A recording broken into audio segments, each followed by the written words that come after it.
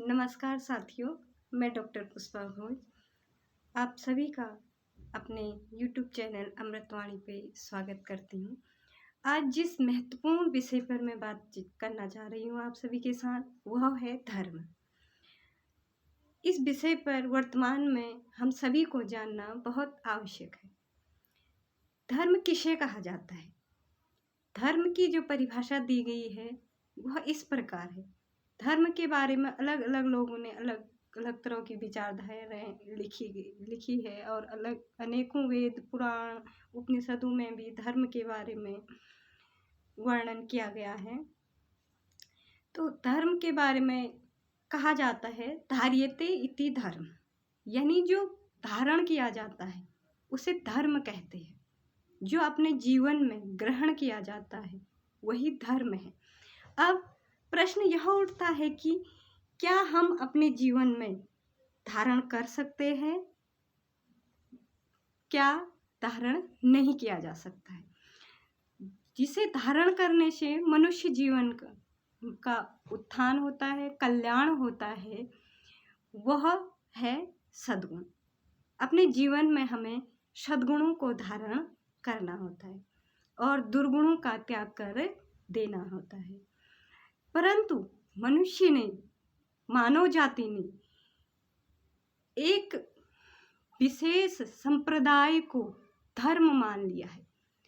आज तक जितने भी आंदोलन हुए हैं या जितना अधिक रक्त बहाया गया है तो वह केवल धर्म के नाम पर।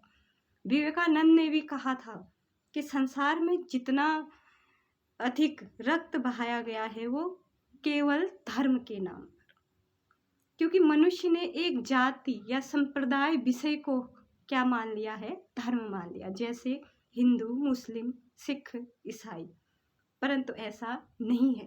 धर्म है मानवता, मनुष्य के साथ कैसा व्यवहार होना चाहिए, यह है धर्म। चाहे आप गीता पढ़ लीजिए, कुरान देखिए, बाइबिल या गुरु ग्रंथ साहिब में आप सभी को सद्गुणों को अपने जीवन में ग्रहण करने की शिक्षा दी गई है, न कि दुर्गुणों को।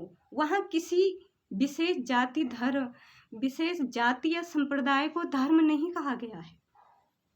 अब जीवन में इन सभी ग्रंथों के अध्ययन के बाद जो मुझे लगा, जो मेरे समझ में आया, कोई भी धर्म की आप पुस्तक उठा लीजिए या कोई भी संप्रदाय की पुस्तक उठा लीजिए, वहाँ पर हमें जो धर्म की परिभाषा दी गई है या जो धर्म कहा गया है जिसे जीवन में धारण किया जाना चाहिए, वह है सत्य, क्षमा,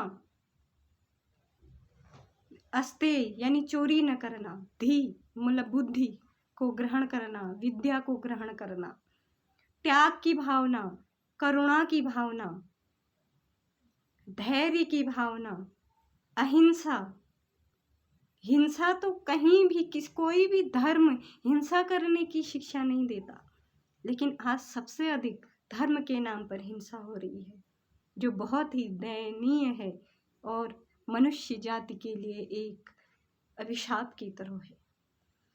इस सब को दूर करने के लिए हमें ही धर्म को जानना बहुत जरूरी है।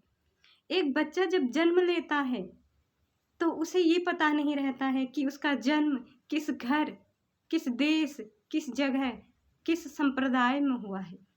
हम ही उस बच्चे को जाति, संप्रदाय की शिक्षा देते हैं, अच्छे बुरे का ज्ञान कराते हैं। तो वह जो सद्गुण हैं उन्हें हमें अपने जीवन में ग्रहण करना चाहिए, और जो दुर्गुण है वह है काम, क्रोध, लोभ, मोह, द्वेष की भावना। ये जितने भी दुर्गुण हैं, इनकी जो त्याग की भावना है वही धर्म है। अपने जीवन में सद्गुणों को अपनाना, अच्छा व्यवहार करना मनुष्य के प्रति, ये शिक्षा सभी ग्रंथों में दी गई है।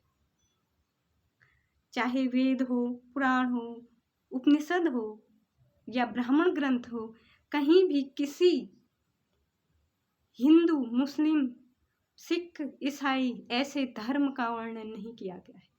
किसी जाति विशेष को वहाँ धर्म नहीं माना गया है। जिसे धारण किया जाता है, जिसे जीवन में उतारा जाता है, उसे धर्म कहा गया है। इसलिए हम सभी मनुष्यों का कर्तव्य है कि हम धर्म की, मानवता की परिभाषा को सही अर्थों में जानें और अपने देश, समाज, संपूर्ण विश्व को, क्योंकि हम जो इस भारत देश में रहते हैं, वहाँ की तो संस्कृति ही है वसुधैव कुटुंबकम, सारा संसार अपना परिवार है। विवेकानंद ने बहुत अच्छा एक वाक्य कहा था कि संपूर्ण सृष्टि सबसे प्रेम करे। सबके प्रति प्रेम का भाव ही धर्म है। सबसे प्रेम का भाव ही ईश्वर है। तो इस प्रकार धर्म जिसे धारण किया जाता है जीवन में, वह धर्म है, और जिसे अपने जीवन से दूर किया जाता है वह अधर्म है।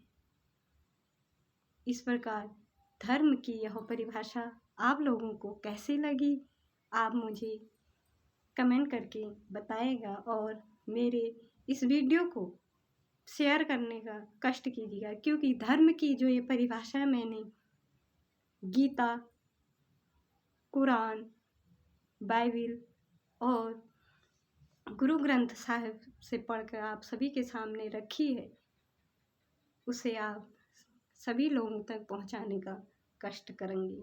धन्यवाद।